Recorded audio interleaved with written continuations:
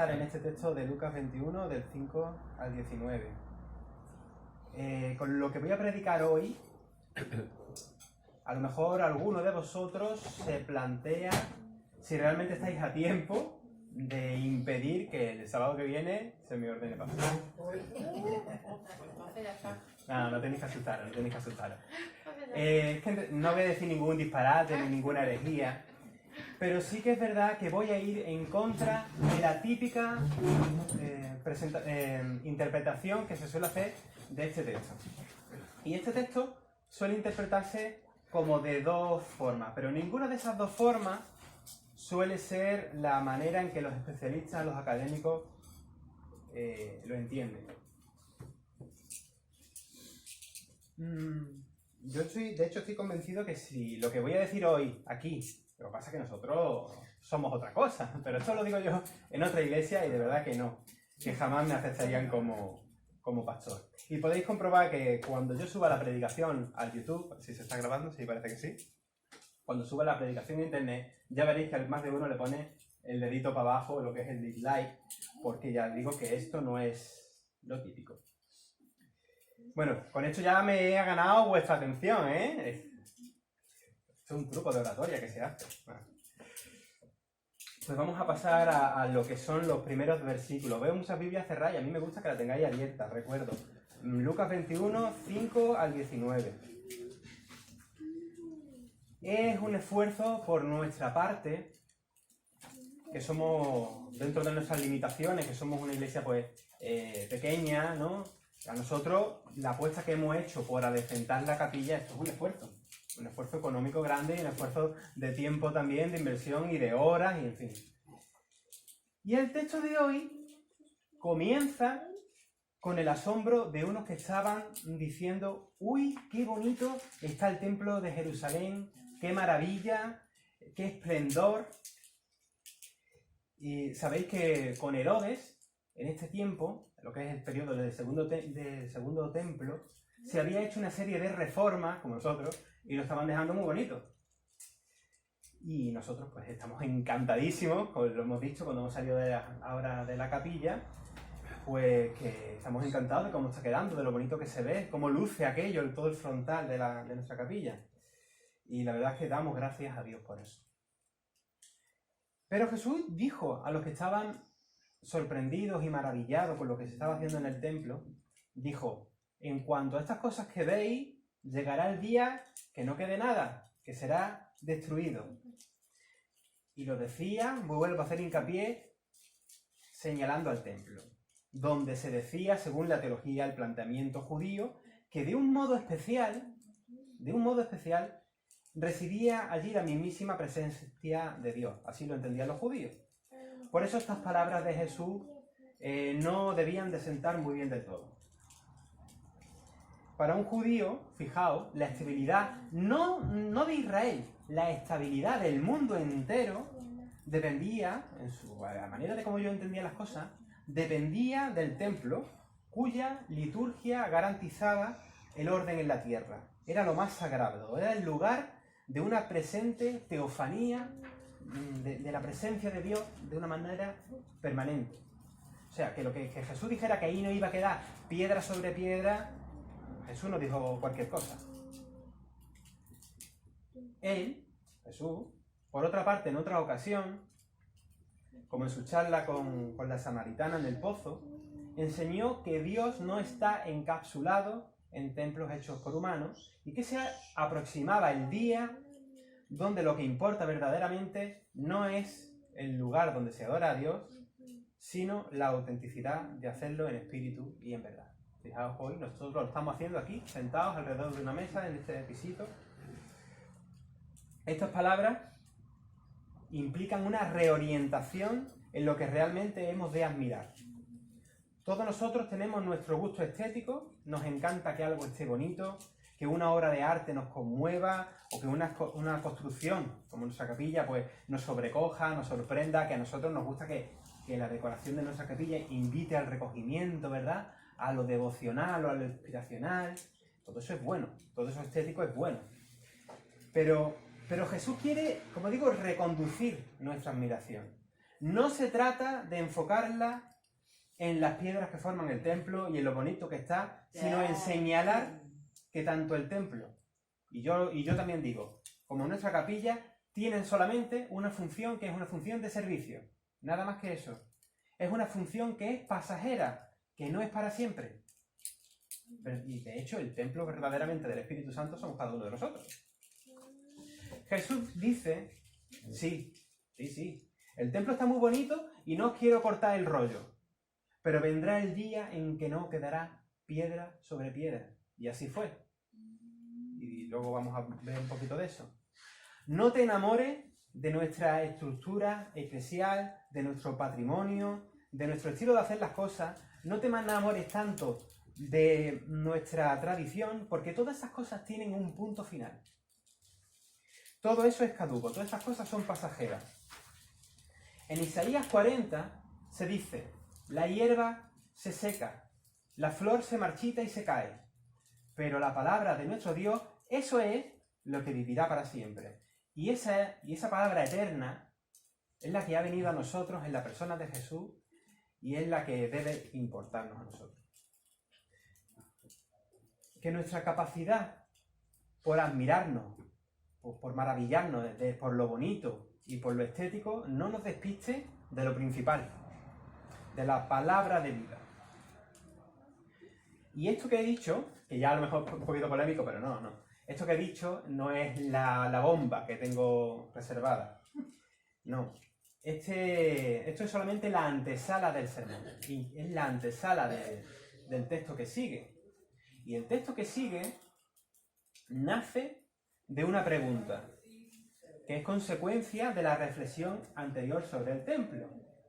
La pregunta es, ¿cuándo será esto de que no va a quedar piedra sobre piedra? ¿Verdad? ¿Qué señal vamos a tener para saber que estas cosas van a ocurrir? Esto es lo que le preguntan a Jesús en el versículo 7. ¿Cuándo nos quedaremos sin templo? Y ahora Jesús, para responder, utiliza un lenguaje muy conocido. Un lenguaje que era, vamos a decir, tendencia desde hacía lo menos 200 años antes de Jesús. Un lenguaje lleno de simbolismo y de pautas que pertenecen a una categoría literaria concreta que sus oyentes entendían muy bien y que nosotros ya pasamos cuántos siglos que ya no lo entendemos tan bien. ¿Sabéis qué es, no? La manera en la que Jesús va a hablar del futuro es semejante a todo el lenguaje apocalíptico que se estaba usando en ese periodo, como digo, 200 años antes. Entonces la gente, 200 años antes, da tiempo a que la gente se familiarice con ese lenguaje, ¿verdad? De hecho, este pasaje en concreto que tenéis abierto, en los evangelios sinópticos, Mateo, Marcos y Lucas, que vienen los tres, a esto se le llama, este pasaje es conocido como el Apocalipsis sinóptico, o también se le llama antiapocalipsis, así se le conoce. Por tanto, ya podemos darnos cuenta de una cosa, de un detallito, que este texto no es fácil. Pertenece a un género literario muy complejo porque habla de una manera simbólica y con unas imágenes muy impactantes. Un género literario, ahora lo digo, que no se caracteriza por el miedo, como muchos creen, sino que su sello de identidad es la esperanza.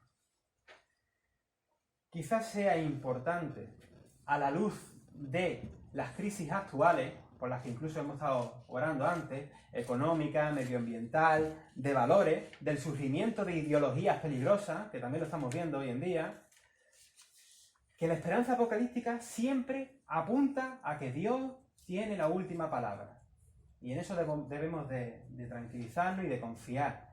Y, en concreto, que la apocalíptica cristiana, la cristiana, no la de esa que he dicho que llevaban 200 años haciendo, ¿no? Sino la cristiana ya, propiamente, expresa que esa última palabra de Dios ya ha sido pronunciada en la persona de Jesús. No temáis. Como se repite en la Biblia tantísimas veces. No temáis. Hay un detalle que nunca se quiere aclarar del todo. Y que los predicadores tampoco se quieren pillar los dedos. Y aquí voy yo a pillarme los dedos. Y aquí es donde está todo el tema de lo polémico de hoy. Y quizás yo, porque apuesto por una comunidad madura, que voy a intentar ser transparente con todas estas cosas. Y ya veréis luego las manitas abajo del YouTube. ¿De qué se está hablando aquí? ¿Qué es lo que le preguntan a Jesús? ¿Que cuándo sucederán estas cosas? ¿Qué cosas? La destrucción del templo, ¿no? Estamos hablando de eso, ¿no? Llevamos todo el rato hablando del templo. Cuando en el versículo 9 dice Jesús en su respuesta que el fin no será inmediatamente, pues no se está refiriendo al fin del mundo. No está hablando del fin del mundo. De hecho, esto también lo señalo, de hecho, en realidad la Biblia, no me tiréis la Biblia a la cabeza, por favor, la Biblia no habla del fin del mundo. La Biblia de lo que habla es del paso de nuestra realidad, de nuestro mundo, a otro mundo. De nuestro eón, como aparece muchas veces, al nuevo eón. De la nueva Jerusalén que baja, que desciende a fusionarse con nuestra realidad y formar ese cielo nuevo y esa tierra nueva. Pero no fin. A lo mejor podemos decir fin del mundo tal y como nosotros lo conocemos. Si queréis, así sí lo podemos decir. ¿Vale? Eso sí. Solamente hay un texto en 2 de Pedro que parece que sí, pero que no. En referencia a lo que parece que es un fin. Vale. Entonces, ¿de qué están hablando aquí? ¿Qué es ese fin que viene? Acompañado primero de guerras y sediciones, como dice el texto. Pues lo que acabo de decir, ¿no? El fin que aparece en el versículo 9 es sencillamente el fin del templo, pero no el fin del mundo. Podemos verlo en el versículo 6, como señala uno de estos grandes teólogos y exégetas, que es Joseph Firmaya, por citar uno nomás. Hablamos del fin del templo y de la destrucción de Jerusalén. Luego lo explico. Perdona. Sí. Que tengo que... Venga, no pasa nada, no pasa nada. Como decía antes, a lo mejor esto rompe los esquemas porque no es lo que habéis oído toda la vida sobre este texto. Bueno, yo creo que aquí en esta iglesia puede ser que sí os lo hayan enseñado un poquito mejor. Pero esto realmente en el mundo evangélico, no solamente en el evangélico, no solamente en el evangélico, no. Este texto ha dado pie a interpretaciones muy locas, originando lo que en los círculos de teología, los teólogos da igual de la índole que sea, a estas interpretaciones le llaman escatología ficción. ¿Por qué? Porque esto es una invención enorme, del tamaño de una catedral. Y esta escatología ficción es la que, por desgracia, abunda en la mayoría de iglesias evangélicas de habla hispana, tanto en Latinoamérica como en España, debido a ese colonialismo teoideológico de los misioneros americanos, de los grupos evangélicos de Estados Unidos, de la producción literaria, en fin, tantas cosas, que incluso de canciones, pero bueno. Así que hoy me tenéis que perdonar que sea un poquito más expositivo y este sermón sea un poquito más como si fuese un comentario de texto, pero de verdad, no os preocupéis porque os vaya a llevar de todas formas ese alimento espiritual para vuestra vida, que no es solamente una exposición así teórica, ¿no? Pero yo creo que es necesario hacer esta pedagogía. Muchos de vosotros sabéis, y de hecho lo hemos estado estudiando, que el templo de Jerusalén y la ciudad de Jerusalén fueron destruidos en la guerra judía. Bueno, fueron destruidos, antes hemos estado en el estudio bíblico viendo la destrucción que tuvo con los babilonios. Bueno, pues también fue en el año 70, ya de nuestra era, fue destruida por los romanos por orden del emperador Tito. ¿Por qué? ¿Qué pasó? Porque sabéis un poquito quiénes son los celotes y todo esto, ¿no? Que eran los que estaban en contra del imperio romano, de la invasión. Pues finalmente, no solamente los celotes, sino casi ya todo el pueblo contagiado por esa ideología de inspiración celota, empezaron movimientos de sedición contra el imperio romano. Y esto aparece en el versículo 9. Dice, cuando oigáis de guerra y sediciones, que no os pille por sorpresa. No os alarméis, que esto tiene que pasar primero antes de que el templo se destruya, es lo que está hablando. Es más, continúa el versículo 11 diciendo que habrá terremotos. Cuidado con esta palabra, terremotos. Porque esta palabra, en esa apocalíptica judía que ya llevaban 200 años utilizándose, esa palabra salía y relucía en los escritos muchas veces. La palabra terremotos. Y no es literal, es simbólica. Entonces, ¿qué podrá ser un terremoto?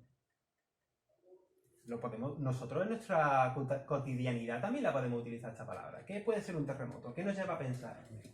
Un terremoto es un desastre. Un terremoto es un lenguaje también de cataclismo, de desestabilidad, que se nos cae el suelo, que se nos viene abajo la estabilidad. Los cimientos se nos mueven, se nos cae todo. Muchos cristianos hoy en día están a la caza de cataclismo y de terremoto, para saber cuándo viene el fin. Pero como digo, hace 200 años de Jesús ya sabían que esto era un símbolo, y era una metáfora, no era literal. Y sigue diciendo este mismo versículo 11 que vendrá hambre y pestilencia, así como terror y señales del cielo. Y estos son, sencillamente, los signos propios de la guerra. De hecho, estos terrores y grandes señales del cielo que tenemos aquí en este versículo cuadran con la descripción que el historiador Flavio Josefo hace del desencadenamiento de los sucesos que terminan con la destrucción del templo en el libro que él escribe que se llama Guerra de los Judíos. O sea, todo está cuadrando. Es que blanco y en botella, ¿qué puede ser? O leche o horchata, ¿verdad? Bueno. Y os puede parecer que estoy haciendo una interpretación rara del texto, pero de verdad, si lo comprobáis en los comentarios bíblicos y exegéticos, veis que no me estoy inventando nada. Ahora, como lo busquéis en los libros estos de escatología ficción, como he dicho antes, ahí seguro que no lo vais a encontrar. En el versículo 20 dice que cuando Jerusalén esté rodeado de ejércitos, sabréis entonces que la destrucción ha llegado. Y en el paralelo de Marcos, de este mismo texto, pero en Marcos 13, versículo 30, es cuando Jesús dice, de cierto os digo, que no pasará esta generación hasta que todo esto termine. ¿Por qué? Porque los que vivían en aquella época eran los que iban a ver aquello, porque eran nada más y nada menos que en el año 70. ¿Vale? Así que no estamos hablando del fin del mundo. En nuestro pasaje de Lucas, en el versículo 8, advierte que aparecerán falsos ungidos, es decir, falsos mesías, o en griego, falsos cristos, que con sus ensoñaciones religiosas embaucarán al pueblo y lo conducirán a esa catástrofe bélica, a una guerra suicida. Mirad, dice, no seáis engañados porque vendrán suplantadores diciendo yo soy el ungido. Y no necesariamente estamos hablando de gente que dice que se cree el Mesías. No estamos hablando de eso como nosotros en nuestra sociedad podemos entenderlo, ¿no? Un Mesías, pues sí, uno que viene de parte de Dios, ¿no? Y hay tantos Mesías locos. Muchas veces interpretamos este texto como que hay un Mesías loco que dice que es Jesucristo. No necesariamente. La palabra Mesías para los judíos también tenía un sentido político y militar. Y lo explico muy brevemente, para que no os aburráis. Históricamente, unos 100 años antes de Jesús más o menos, estoy haciendo un redondeo, estaba el periodo de los macabeos. Eso viene en las Biblias católicas. ¿Y qué pasaba? Pues que había habido una serie de revueltas y lo que es Israel estaba colonizada por los seleucidas, que eran como griegos, eran helenistas, y eso fue después de Alejandro Magno, estaba todo eso ocupado por los griegos, estaban bajo ese dominio, y entonces los macabeos se alzan en armas y consiguen echar a sus invasores fuera. Y entonces los macabeos, el pueblo lo entendía como unos mesías, como unos ungidos, como unos cristos, ¿vale? ¿Se entiende, no? Entonces Jesús dice, no hagáis caso a los nuevos cristos que van a aparecer llevándoos a la guerra. No vayáis detrás de ellos, no vayáis en pos de ellos. Esto es una guerra suicida que va a masacrar a Jerusalén y va a destrozar el templo. No os metáis ahí porque tenéis las de perder. Y esto es interesantísimo hoy. Interesantísimo ahora. ¿Quiénes son los nuevos Cristos? Que quieren llevar, por ejemplo, al Estado español a la victoria, o en Bolivia, o en Chile, o en no sé qué. ¿Podemos hacer toda la lista de todos los países que aparecen? Porque sabéis que bueno, que hay muchas tensiones, muchas figuras que emergen ahí como líderes, ¿no? Bueno, que quieren rescatar la situación de cada país, ¿no? Y creo que aunque todos nosotros tenemos una responsabilidad ciudadana y política, que habéis cumplido la semana pasada, ¿no? También, debemos tener cuidado con no seguir a falsos mesías con sus promesas triunfalistas que se presentan como salvadores del pueblo. Nuestra lealtad siempre, a pesar de ese compromiso que tenemos, nuestra lealtad siempre es a Cristo y Él va a ser el cristal por el cual vamos a ver todo lo demás, ¿no? Es decir, con la vista puesta en Jesús, nos va a resultar un poquito más fácil desenmascarar a esos suplantadores de salvación. Y esos salvadores políticos están apareciendo en Latinoamérica con la Biblia bajo el brazo y con el nombre de Dios en la boca. Aquí en España es menos evidente, pero también pasa. Volviendo al contexto del relato, el que cristianos de Judea y Galilea no aceptasen a esos nuevos Cristos, a esos ungidos celotas y sus iniciativas guerrilleras bélicas para traer el reino de Dios, expulsando a los romanos de allí a golpe de espada, eso a los cristianos, eso le acarreía consecuencias negativas por no tomar parte. Si habiéndose formado la rebelión, tú no apoyas esa iniciativa bélica en contra de esos depravados invasores romanos, pues tú vas a ser tenido como un traidor, uno de esos seguidores de Jesús que son traidores a la religión judía, a la patria, ¿no? Y así es como venían a ser vistos. La silla está bastante incómoda así. Y como dice el versículo 12, os echarán mano, os perseguirán y os entregarán a las sinagogas y a las cárceles, llevando ante gobernadores y reyes. Los cristianos judíos, cristianos de identidad judía, de sangre judía, tenían bastante dificultad, porque tenían persecución por parte de sus compatriotas judíos, y persecución por parte de los romanos también, por no aceptar al César como Kyrios, como señor. Y en la diáspora es donde más se ve esto, ¿no? Por parte de los gentiles, ¿no? Los romanos. Del año 64 al 68 tenemos la persecución de Nerón a los cristianos. Del 81 al 96 tenemos la del emperador Domiciano, aunque no es tanto una persecución en contra de los cristianos, sino una persecución en contra de aquellos que no aceptan. Sabéis que los emperadores romanos ponían estatuas de ellos mismos como si ellos fueran una deidad. Y decían que ellos eran el señor de la tierra, ¿no? Y eran una especie de divinidad menor hasta que luego morían y ya tenían su estrella en el cielo, algo así, creo recordar, no me acuerdo muy bien. Pero ellos eran tenidos como una especie de divinidad a la que los pueblos conquistados tenían que como adorar. Y los cristianos se negaban a eso. Entonces, pues, tenían como esa oposición recibía su castigo y su persecución. Bueno, ahora bien, Jesús señala en este texto que en los tiempos de crisis, como el que tenemos en el relato, y en medio de una situación tan desfavorable, tendremos ocasión de dar testimonio. Eso lo tenemos en el versículo 13. Quedaos con esto. En la crisis, en el terremoto del que hablábamos antes, en la desestabilidad, Dios nos va a capacitar para dar testimonio, ser luz en las tinieblas. En medio de dificultades, situaciones muy feas, podemos dar testimonio de nuestra fe y, como dice a continuación, no es necesario preparar defensa cuando te lleven preso, sino que el mismo Señor nos va a dar, para el momento indicado, palabra de sabiduría que no se puede contradecir. Así aparece en la Reina Valera, creo. En esta versión no me acuerdo cómo lo decía. Aunque andemos en valle de sombra de muerte, no temeremos mal alguno. el Espíritu de Dios nos acompaña y nos da capacidad de ser sus testigos. Jesús, con ese lenguaje apocalíptico, habla para señalar esta esperanza. No estamos solos ante el peligro. Y vamos a ver que a pesar de nuestra fragilidad y en medio de una situación adversa, Dios estará por nosotros. Porque el Evangelio, de principio a fin, es eso. Dios está con nosotros.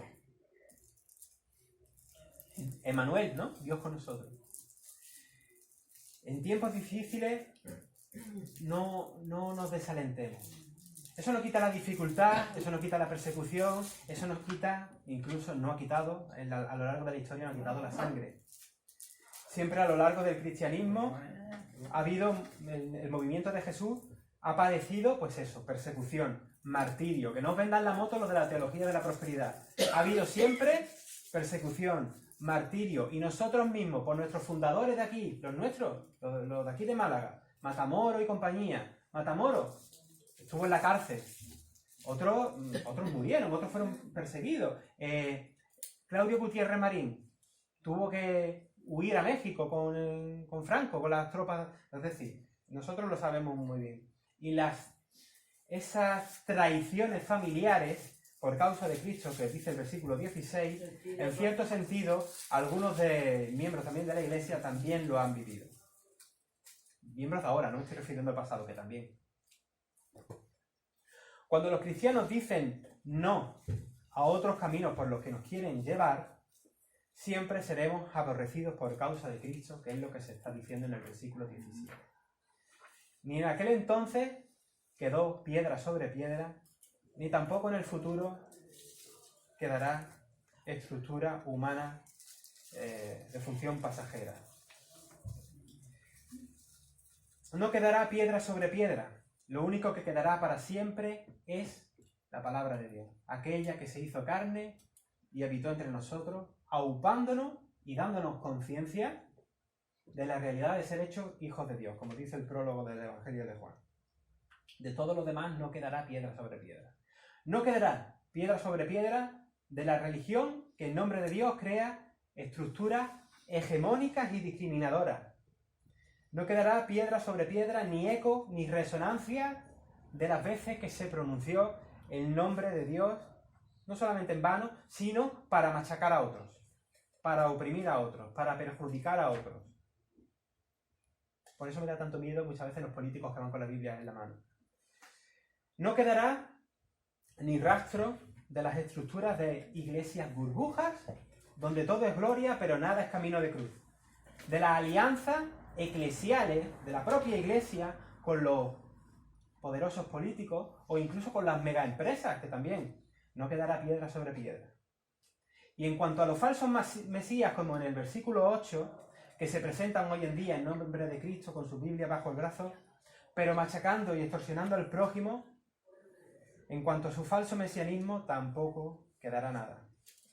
Por eso, cuando se presenten en nuestro tiempo este tipo de personajes, como dice Jesús, no vayáis en pos de ellos, no os desenfoquéis. Hay que aprender, y yo creo que este es camino nuestro.